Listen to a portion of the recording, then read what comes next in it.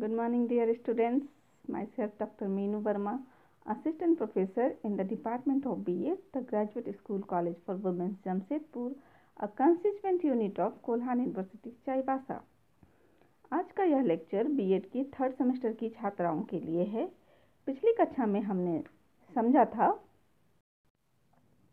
Examination system के बारे में, जिसके अंतर्गत हमने ये जाना कि जो परीक्षा प्रणाली है वो दो प्रकार की है, ऐसे टाइप और ट्रेडिशनल एग्जामिनेशन सिस्टम अर्थात निबंधात्मक परीक्षा प्रणाली, और एक दूसरा प्रकार जो हमने समझा था वो था वस्तुनिष्ठ प्रकार की परीक्षा प्रणाली। निबंधात्मक परीक्षा प्रणाली के हम गुण एवं दोषों को पहले ही समझ चुके हैं। इसके मेरिट्स और डिमेरिट्स को हमने पिछली कक्षा में समझा था। आज की इस कक्षा में हम समझेंगे ऑब्जेक्टिव टाइप्स की जो परीक्षा प्रणाली है उसके बारे में, उसके अंतर्गत कैसे प्रश्न आते हैं। यह जो विषय है यह बीएड थर्ड सेमेस्टर के paper 9 assessment for learning unit 4 issues in assessment and policy provision के अंतर्गत आता है। आइए हम समझने का प्रयास करते हैं वस्तुनिष्ठ अथवा नवीन परीक्षा प्रणाली अर्थात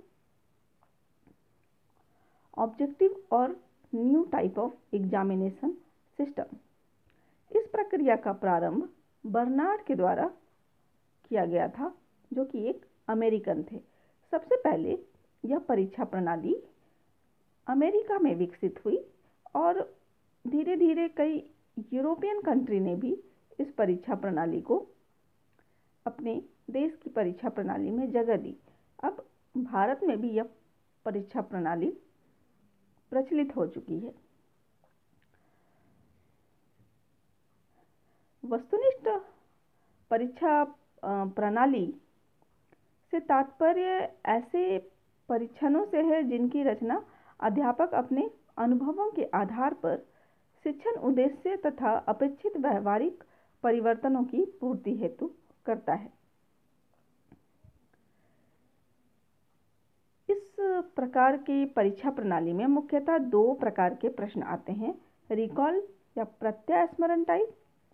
इसमें विद्यार्थियों को जो उत्तर होता है वो याद करके देना होता है, और दूसरा आता है रिकॉग्निशन टाइप अर्थात पहचान प्रश्न।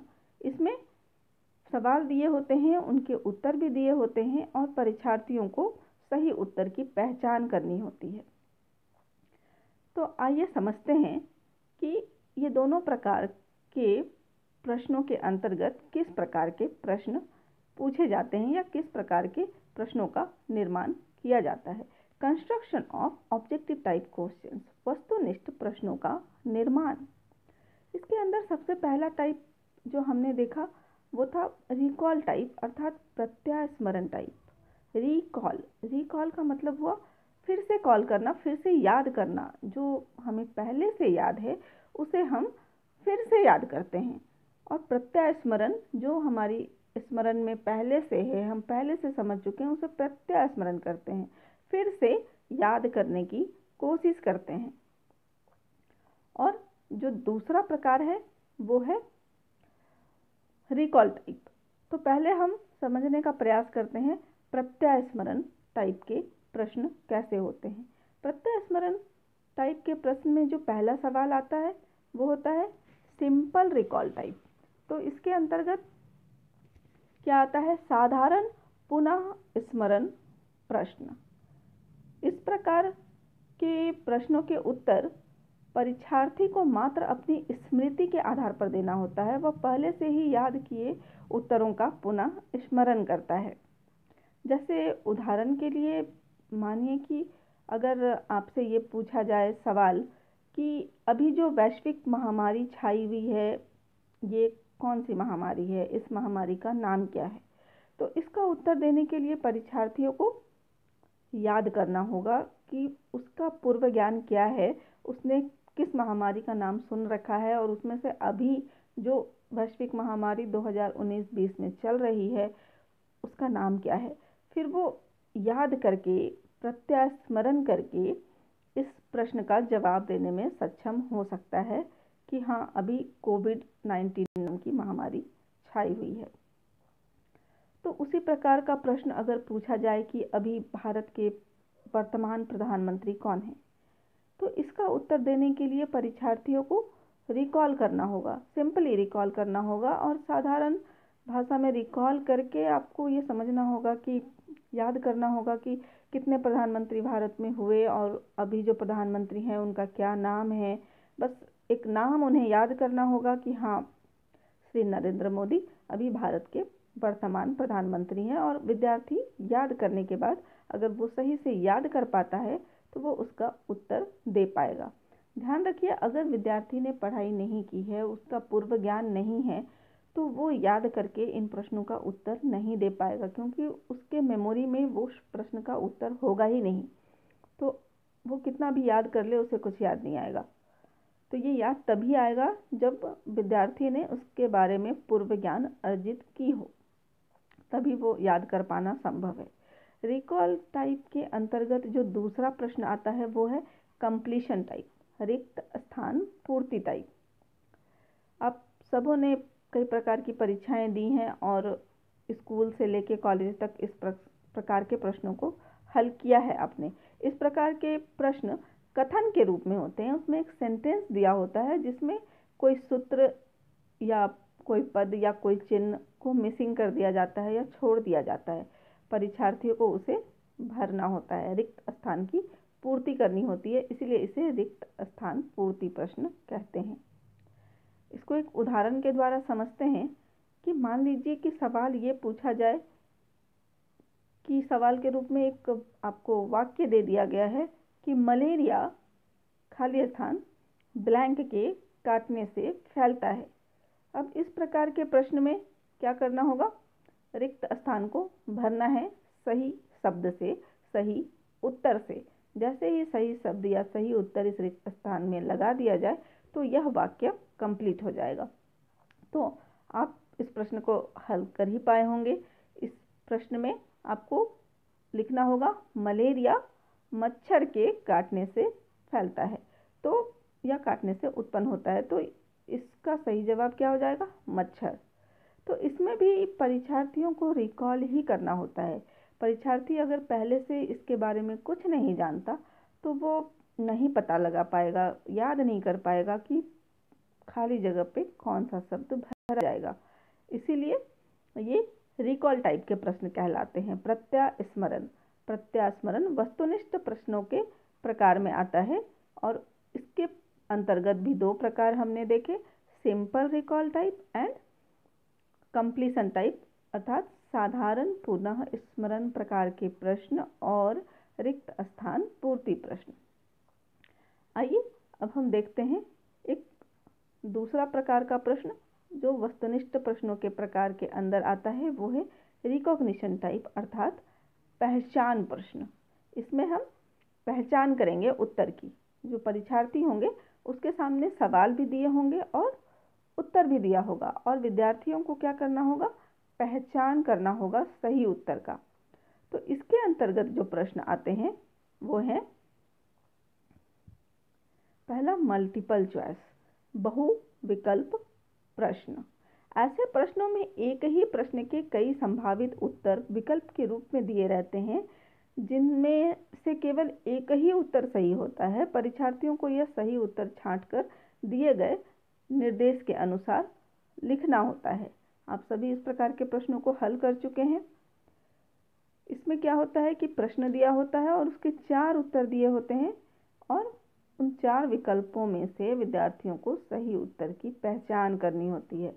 उदाहरण के लिए आप ऐसे समझ सकते हैं कि सपोज करिए कि एक प्रश्न दिया है कि तापक्रम मापने के लिए क्या प्रयोग में लाया जाता है, और ऑप्शन दिया है बैरोमीटर, लैक्टोमीटर, थर्मोमीटर और हाइड्रोमीटर। अब परीक्षार्थी क्या करेंगे कि पहले सवाल को समझेंगे। तापक्रम मापने के लिए प्रयोग में लाया जाता है, टेम्परेचर को कैसे मापा जाता है। तो फिर से वो क्या करेगा,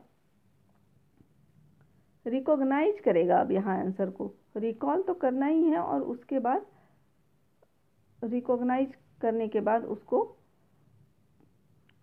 पहचान के सही उत्तर देना है।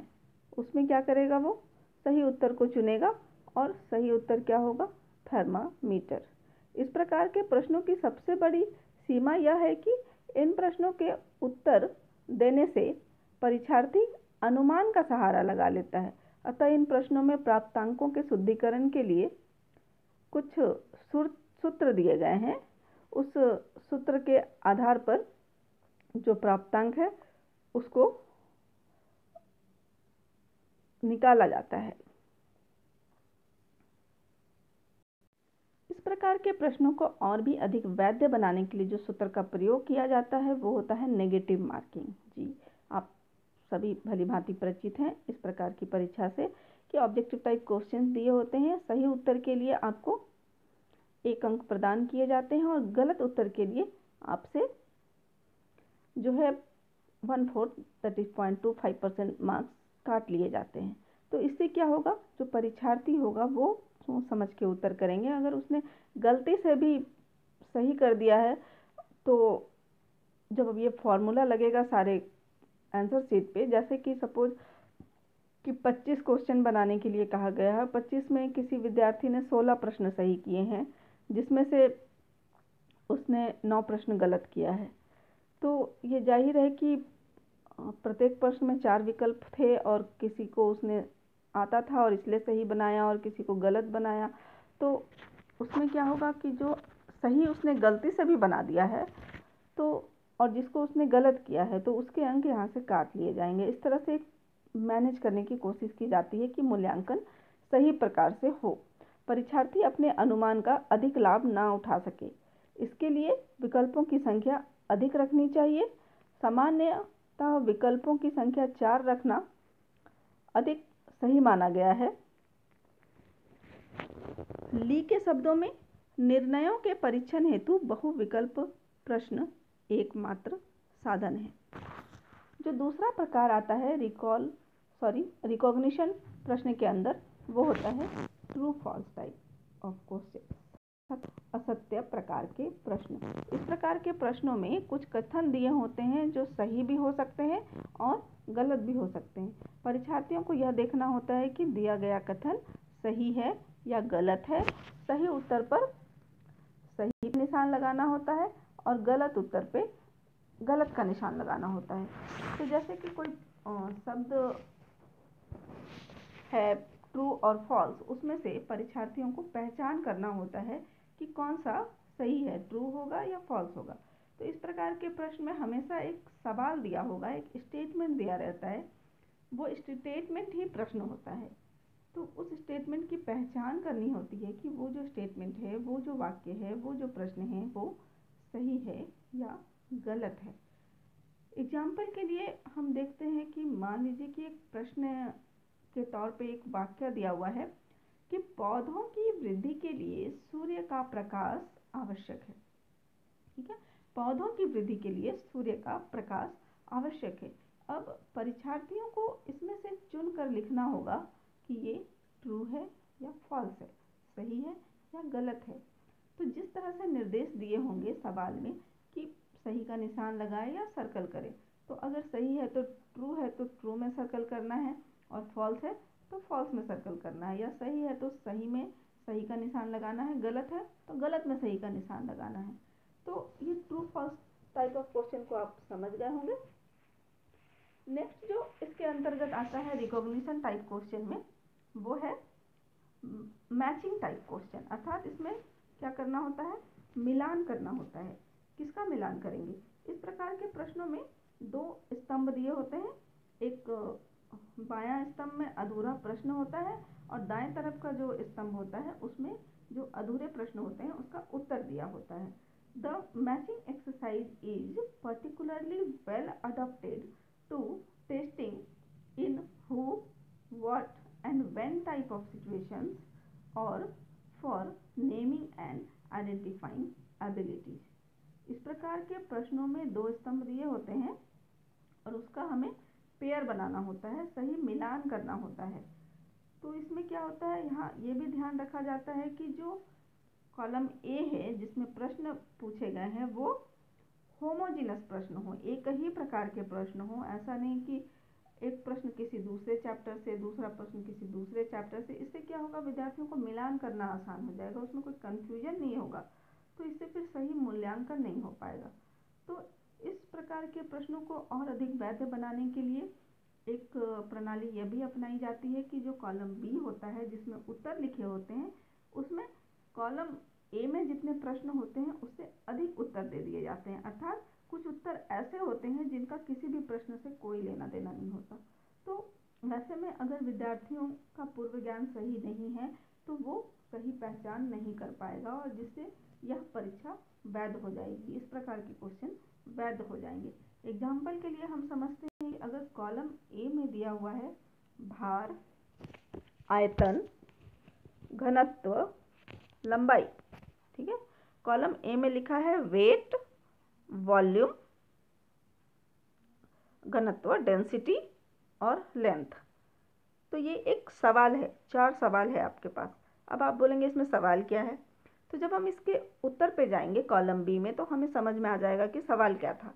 कॉलम बी में लिखा है centimetre, gram, second, centimetre square, centimetre cube and gram per centimetre cube. अब हमें सवाल और उत्तर समझ में आ रहा है। सवाल ये है कि यहाँ पे कुछ मेजरमेंट के लिए है भार, आयतन, घनत्व और लंबाई, और कॉलम बी में उसका उत्तर हमें उसका इकाई ढूंढना है कि उसको किस यूनिट में मेजर किया जाता है, ढूंढकर उसको मैच करना होता है। इसे कहते हैं मैचिंग टाइप ऑफ प्रश्न, अर्थात मिलान प्रश्न। तो यहाँ मैच कैसे करेंगे, भार को हम कैसे नापते हैं, ग्राम में नापते, तो किलोग्राम में भी हैं, क्विंटल में भी हैं, लेकिन यहाँ हमें रिकॉल नहीं करना है, रिकॉल के साथ साथ पहचान भी करना है। अगर यहाँ किलोग्राम नहीं लिखा है तो हम उसमें पहचान नहीं कर सकते। तो हमें ये पता होना चाहिए कि ग्राम में भार को नापा जाता है। अगर हमें किलोग्राम पता है और ग्राम नहीं पता है तो भी हम सही उत्तर नहीं मिला पाएंगे। तो इसमें विद्यार्थियों का मूल्यांकन अच्छे प्रकार से हो पाता है। अगर विद्यार्थी ने पढ़ा है, समझा है, जाना है विषय को, तभी वो सही से मिलान कर पाएगा। तो यहाँ पे मिलान करने के लिए भार को मिलान करेंगे ग्राम के साथ। फिर आयतन है, आयतन, वॉल्यूम को कैसे नापते हैं, वॉल्यूम नापने के लिए घन सेंटीमीटर, सेंटीमीटर क्यूब। तो इसी तरह लंबाई नापने के लिए सेंटीमीटर है यहाँ। तो इस तरह से परीक्षार्थियों को मिलान करना है। नेक्स्ट जो प्रकार आता है इसमें वो है क्लासिफिकेशन टाइप, अर्थात वर्गीकरण।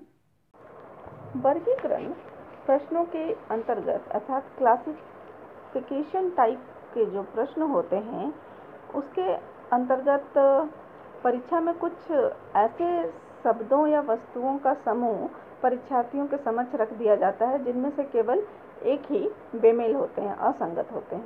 इस प्रकार के प्रश्नों को भी आपने कई बार हल किया होगा। कई प्रकार के कॉम्पिटिटिव एग्जाम्स में ये प्रश्न पूछे जाते हैं। आप जब सीटेट का एग्ज़ाम देंगे या किसी भी शिक्षक पात्रता परीक्षा को भी देंगे तो उसमें भी इस प्रकार के प्रश्न पूछे जाते हैं। और जब आप टेस्ट का कंस्ट्रक्शन करेंगे बच्चों के लिए तो आप इस प्रकार के प्रश्न बना सकते हैं। तो उसके अंतर्गत क्लासिफिकेशन टाइप ऑफ जो क्वेश्चंस होते हैं उसके अंतर्गत क्या किया जाता है कि बहुत सारे शब्दों की एक सूची तैयार की जाती है और उसमें से कोई एक शब्द ऐसा होता है जो वो उस सूची में फिट नहीं बैठता है या बेमेल होता है।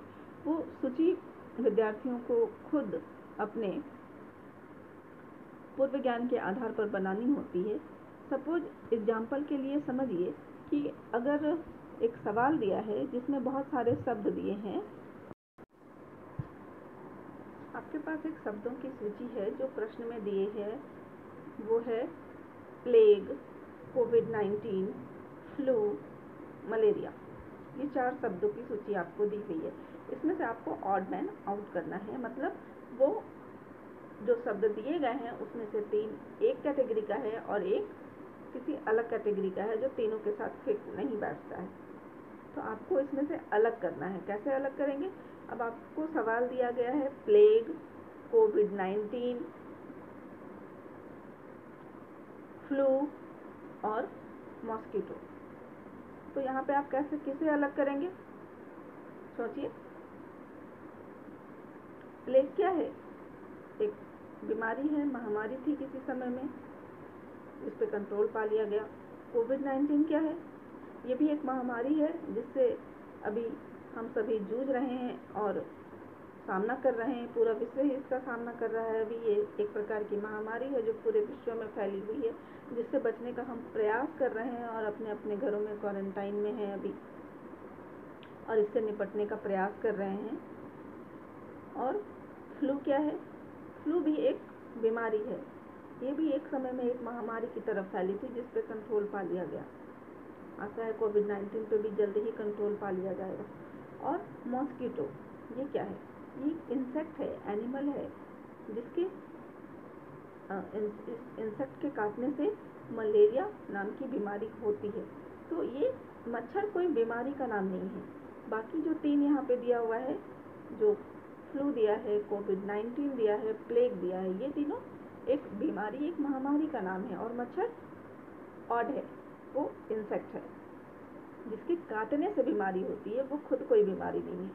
तो इस तरह से जो क्लासिफिकेशन टाइप ऑफ प्रश्न होते हैं, उसको उस प्रकार के प्रश्न में विद्यार्थियों को अलग करना होता है, छांट कर अलग करना होता है। खुद ही एक कैटेगरी बनानी होती है जिसमें 3 या जितने भी प्रकार के शब्द उसमें दिए हों, हो सकता है 3 से अधिक शब्द दिए हों, 10, 5, 8, 6 कुछ भी हो सकते हैं। तो जिसमें से कोई एक बेमेल होगा और उस बेमेल को चुनकर विद्यार्थियों को अलग करना होता है, उसकी पहचान करनी होती है। इसीलिए ये रिकॉग्निशन टाइप ऑफ क्वेश्चन के अंतर्गत आता है। नेक्स्ट जो हमारा टाइप है, जो रिकॉग्निशन टाइप या पहचान के प्रकार के प्रश्नों के अंतर्गत आता है, वो है एनालॉगी या तर्क युक्त समानता, एनालॉगी टाइप क्वेश्चन। इस प्रकार के प्रश्न गणित के समानुपात पर आधारित होते हैं। समानुपात के नियम के अनुसार जो अनुपात पहली 2 राशियों में होती है, वही संबंध बाद के 2 राशियों में भी होनी चाहिए। इस प्रकार के प्रश्नों को भी आपने कई बार हल किया होगा। अर्थात इसमें 4 शब्द दिए होंगे, पहले 2 का एक पेयर बना होगा और दूसरे 2 में एक शब्द होगा और एक पेयर खाली होगा। उस खाली जगह को आपको भरना होगा सही पेयर बनाकर उसका। तो आपको पहले वाले दिए गए जो पहला पेयर दिया होगा उसे समझना होगा कि पहले पेयर में जो पहला शब्द है और जो दूसरा शब्द है, वो दोनों का आपस में कैसा संबंध है। उसके बाद हम दूसरे वाले शब्द में जाएंगे और जो उसमें एक शब्द दिया होगा उससे उसी संबंध के आधार पर दूसरे शब्द का चयन करेंगे। ठीक है, तो आइए देखते हैं इसमें किस प्रकार के प्रश्न आते हैं। मान लीजिए कि पहला युग में दिया है जिसमें लिखा है कि न्यूटन वैज्ञानिक।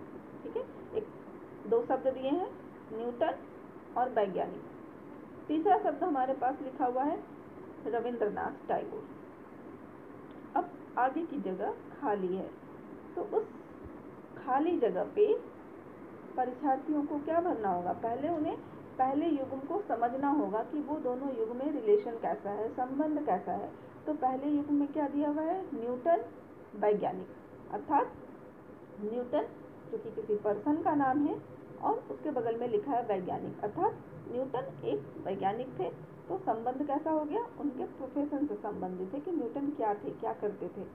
और जो अगला कॉलम है रविंद्रनाथ टैगोर, तो हमें उनका रविंद्रनाथ टैगोर जो कि एक कवि थे। तो यहाँ हम जो आगे रिक्त स्थान है उसकी पूर्ति कर सकते हैं। अगर कुछ नहीं है, ब्लैंक है, तो हम उसमें लिख सकते हैं। हो सकता है इसके साथ आपको ऑप्शन भी दिए गए हों, तो आप उस ऑप्शन में से भी चूज कर सकते हैं, रिकॉग्नाइज कर सकते हैं, पहचान कर सकते हैं उत्तर की। इसीलिए इस प्रकार के प्रश्नों को कहते हैं एनालॉगी प्रश्न, अर्थात तर्क युक्त समानता। तो वस्तुनिष्ठ प्रश्नों के प्रकार में हमने पढ़ा रिकॉल टाइप प्रश्न, जिसके अंतर्गत हमने 2 प्रकार के प्रश्न पढ़े। कौन सा? रिकॉल करके उत्तर देना, सिंपल प्रत्यय स्मरण, और दूसरा हमने पढ़ा फिल इन द ब्लैंक्स। और रिकॉग्निशन पहचान प्रश्न के अंतर्गत आज हमने सीखा multiple choice question, true false choice question, matching question, classification question, analogy question अर्थात बहुविकल्प प्रश्न, सत्य असत्य प्रश्न, मिलान प्रश्न, वर्गीकरण प्रश्न और तर्क युक्त समानता। आज की इस क्लास में आप वस्तुनिष्ठ प्रश्नों का कंस्ट्रक्शन और उसके ऑब्जेक्टिव टाइप क्वेश्चंस जो होते हैं उसके कंस्ट्रक्शन को अच्छी प्रकार से समझ पाए होंगे।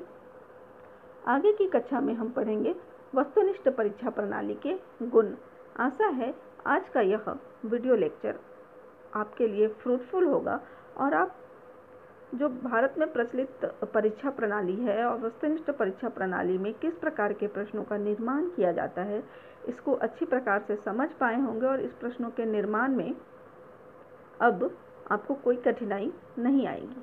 तो आप लोग अभी अपने घरों में हैं, आप जो आपका पेडागॉजी सब्जेक्ट है उसके अंतर्गत आप किसी भी चैप्टर का, किसी भी पाठ का आप प्रश्नों का निर्माण कर सकते हैं, कंस्ट्रक्शन कर सकते हैं टेस्ट का, और उसमें सभी प्रकार के प्रश्नों को शामिल कर सकते हैं। तो किसी भी पाठ योजना के अंतर्गत आप कई प्रकार के प्रश्न बनाते हैं, आप उसमें इन प्रश्नों का निर्माण करिए और हर प्रकार के प्रश्नों को निर्माण करना सीखिए। धन्यवाद। फिर मिलते हैं अगले वीडियो में एक नए टॉपिक के साथ।